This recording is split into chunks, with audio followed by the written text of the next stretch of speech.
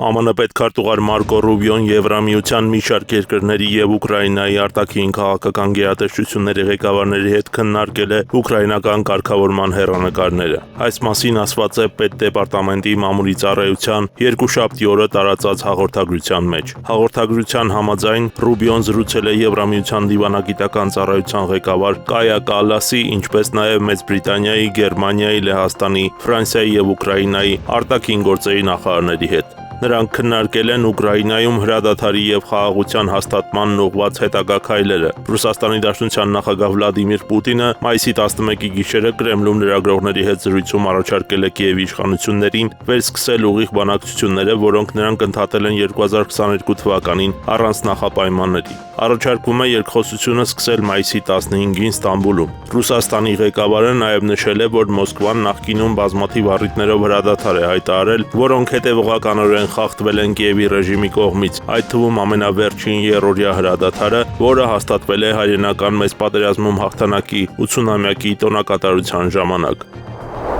Վենեսուելայի նախագահ Նիկոլաս Մադուրոն բարձր է գնահատել Ռուսաստան կատարած իր պաշտոնական այցի արդյունքները եւ երկու երկրների միջև ամենաբարձր մակարդակով կնքված ռազմավարական գործընկերության եւ համագործակցության համաձայնագիրը։ Ռուսաստանը եւ Վենեսուելան երկու երկրների միջև ամենաբարձր մակարդակով ռազմավարական համագործակցության համաձայնագիր են ստորագրել, ասել է նախագահը Վենեսոլանա դե տելևիզիոն հեռուստաալիքի Մադուրո Պլյուսով հաղորդման ժամանակ։ Նա նշել է, որ այս համաձայնագիրը ամփոփում է 24 տարվա համագործակցությունը համատեղ աշխատանքի բոլոր ոլորտներում։ Նա ընդգծել է, որ երկկողմ բանակցություններն ու հանդիպումները նոր սկիզբ են տվել Ռուսաստանի եւ Վենեսուելայի ամենաբարձր ռազմավարական համագործակցությանը, ինչպես նաեւ իր եւ Ռուսաստանի Դաշնության նախագահ Վլադիմիր Պուտինի միջև։ Իսրայելի պաշտպանության բանակը հարվածներ է հասցրել Պաղեստինի արմատական Համաս շարժման գրոհայիններին Գազայի հատվածի հարավում գտնվող Խան Յունիս քաղաքում։ Այս մասին հայտնում է Իսրայելի պաշտպանության բանակի մամուլի ծառայությունը։ Իսրայելի պաշտպանության ուժերը ճշգրիտ հարվածներ են հասցրել Համասի ահաբեկիչներին, որոնք գործում էին Խան Յունիսում գտնվող Նասեր բժշկական համալիրում տեղակայված հրամանատարության եւ կառավարման կենտրոնից։ Այս համալիրը օգտագործվել է ահաբեկիչների կողմից իսրայելցի զինվորների եւ խաղաղ բնակիչների դեմ ահաբեկչություններ ծրագրելու եւ իրականացնելու համար, ասել է մամուլի ծառայությունը, չնշելով թիրախ դարձած արմատականներին։ Մամուլի ծառայությունը նաեւ նշել է, որ հարվածներից առաջ անհրաժեշտ քայլեր են ձեռնարկվել խաղաղ բնակչությանը վնաս պատճառելու վտանգը նվազեցնելու համար, այդ թվում ճշգրիտ զինամթերքի կիրառում, օդային հսկողություն եւ լրացուցիչ հետախուզական տվյալների հավաքում։ Մարտ ամսին իսրայելական զինվորականները մի շարք ավիահարվածներ էին հասցրել Նասերի համալիրին, ինչի հետևանքով սպանվել էր Համասի քաղաքական բյուրոյի առանցքային գործիչը։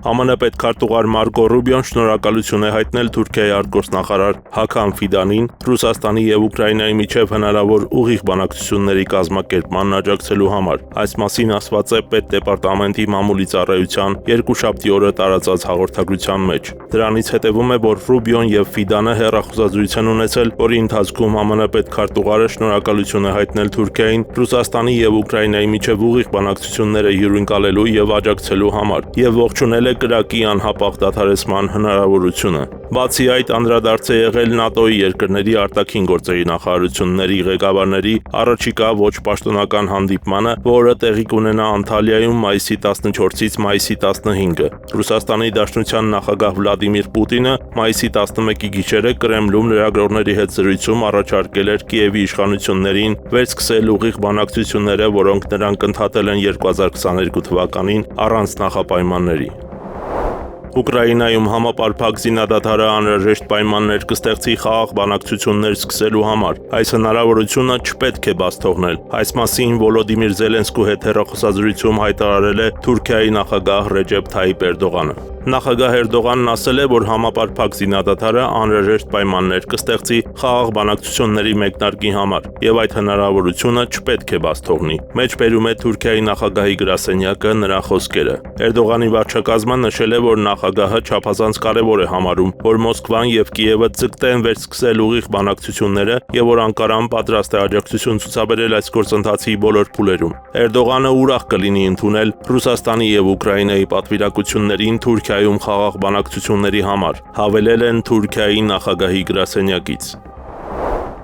Չինաստանն ու Բրազիլիան համատեղ հայտարարեցին ուկրաինական ճգնաժամի քաղաքական կարգավորման շուրջ 6 կետից բաղկացած կոնսենսուսի մասին, որին դրական արձագանքեցին ավելի քան 110 երկրներ։ Ինչպես նշել է Սի Ցզինփինը, Չինաստանի իշխանությունները մտադիր են Լատինական Ամերիկայի երկրների հետ միասին խոհեմությամբ եւ ուժով նպաստել միջազգային հրատապ խնդիրների լուծմանը։ Չինաստանը եւ Լատինական Ամերիկան դարձել են ճակատագրական համայնք, որի անդամները սերտորեն համագործակցում են միմյանց հետ, եզրափակել է նա։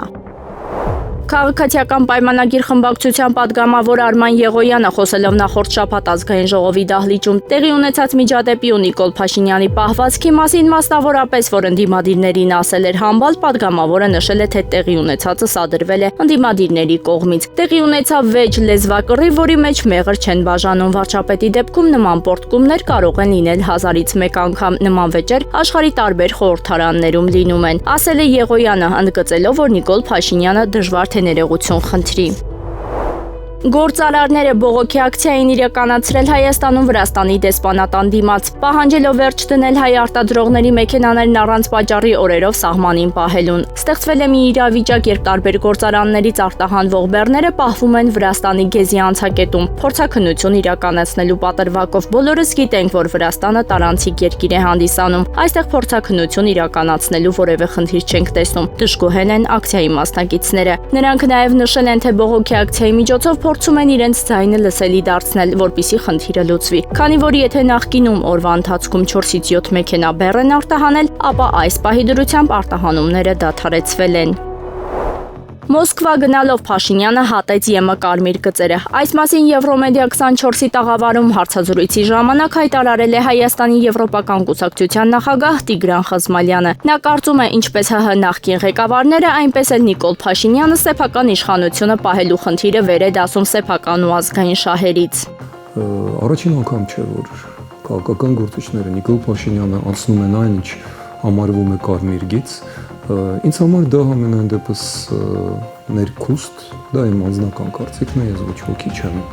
փորձելու հիմա դրանում համոզել, ես ինքս եմ համոզում ինքս հայտնում պարզապես, որ այո, սա կարմիր գիծ էր, որտեղ սա մի քանի շերտերի առումով իմ կարծիքով անընդունելի էր։ Դա անընդունելի էր քաղաքական տեսակետից, դա քաղաքական սխալ էր, դա քաղաքակրթական տեսակետից անընդունելի էր եւ բարոյական, որովհետեւ Եվրոպան դա ոչ թե շուկա է, դա ոչ թե ուղղակի քաղաքական միություն է, դաշինք, Եվրոմիություն, որը հիմա ռազմաքաղաքական դաշինք է դառնում մեր աչքի առաջ, դա նախ եւ առաջ արժեքների համակարգ է եւ հորդորը չգնալ վերաբերվում էր ոչ թե առևտրային, ոչ թե քաղաքական, այլ նախ եւ առաջ քաղաքակրթական, հետեւաբար արժեքային համակարգին եւ այնուամենայնիվ Նիկոլ Փաշինյանը համարեց, որ գնալ եւ ստեղծել այսպիսի պատկեր նրան անհրաժեշտ է, հարմար է եւ դրանով ավարտելով միտքս ասեմ, որ նա կանգնեց նույն շարքի մեջ, ինչ նաեւ նախկին մեր ղեկավարները, որոնք իմ համեստ կարծիքով տասնամյակներով գերադասում էին սեփական իշխանության պահելու խնդիրը, ավելի բարձր, ավելի կարևոր վեր են դասում պետական եւ ազգային գերագույն շահերից։ Թուրքիայի արտգործնախարար Հական Ֆիդանը ռուս գործընկեր Սերգեյ Լավրովի հետ հեռախոսով քննարկել է Ուկրաինայի հակամարտության կարգավորման հեռանկարները։ 10-ին հայտնել են Թուրքիայի արտաքին գործերի նախարարության աղբյուրները։ Նախարարությունների ղեկավարները բարձրացրել են հակամարտության խաղաղ կարգավորմանն առնչվող հարցեր։ Զրույցի ընթացքում քննարկվել են խաղաղության հաստատմանն ուղղված ջանքերին առնչվող հարցեր, նշել են աղբյուրները։ Նույն թեման Ֆիդանը բարձրացրել է մայիսի 12-ին ԱՄՆ պետքարտուղար Մարկո Ռուբիոյի եւ Ֆրանսիայի արտգործնախարար Ժան Նոել Բարոյի հետ զրույցի ժամանակ։ Գազայի հատվածում մոտ 1.95 միլիոն պաղեստինցիներ սննդի պակաս են զգում։ Ավելի քան 133,000-ը սոված են մնում։ Այս մասին են վկայում սննդամթերքի անվտանգության ինտեգրված փուլային դասակարգում միջազգային մոնիտորինգային նախաձեռնության տվյալները։ Փորձագետների կարծիքով անկլավի ողջ բնակչությունը սննդի սուր պակաս է զգում եւ գրեթե կես միլիոն մարդ սովի վտանգի տակ է։ Ավելի քան 60 օր է, ինչ մարդասիրական օգնության բոլոր ուղիները դադարեցվել են դեպի Գազա եւ մարդկանց գոյատևման համար անհրաժեշտ ապրանքների մատակարարումները կամ սպառվել են կամ կսպառվեն առաջիկա շաբաթներին։ Տարածաշրջանում 1.95 միլիոն մարդ 93% գտնվում է ճգնաժամային իրավիճակում սննդի սուր պակաս է զգում։ Այս թվից 244,000 մարդու 12%-ի դեպքում իրավիճակը ճանաչվել է աղետալի, իսկ 925,000-ի 44% դեպքում արտակարգ նշվում է զեկույցում։ Փաստաթղթի հեղինակները նաև նշել են, որ Իսրայելի կողմից պաղեստինյան անկլավում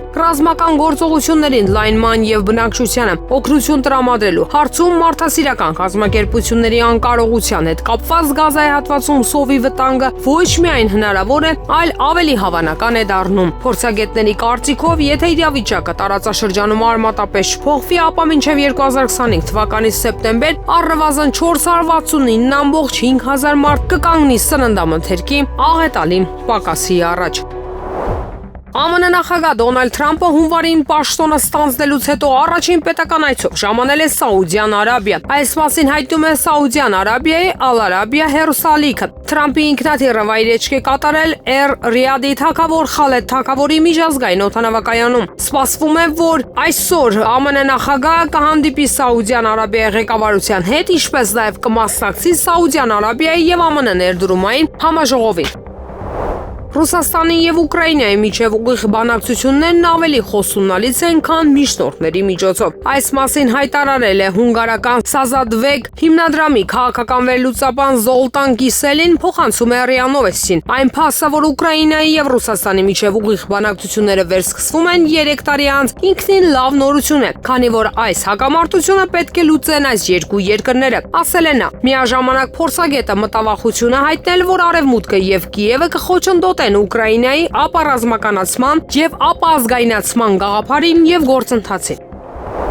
ԱՄՆ նախագահ Դոնալդ Թրամփի երկրում դեղերի գները նվազեցնելու որոշումը կարող է հանգեցնել Հնդկաստանում դեղերի գների աճի։ Այս մասին գրում է The Deccan Herald-ը։ Չնայած այդ քայլը կարող է թեթևացում բերել ԱՄՆ-ի հիվանդներին, այն ամենայն հավանականությամբ կառաջացի համաշխարհային գների վերադասավորում, քանի որ թմրամիջոցների հսկաները մեծացնում են ճնշումը ցածր գնով շուկաների վրա, ինչպիսին է Հնդկաստանը, ասվում է զեկույցում։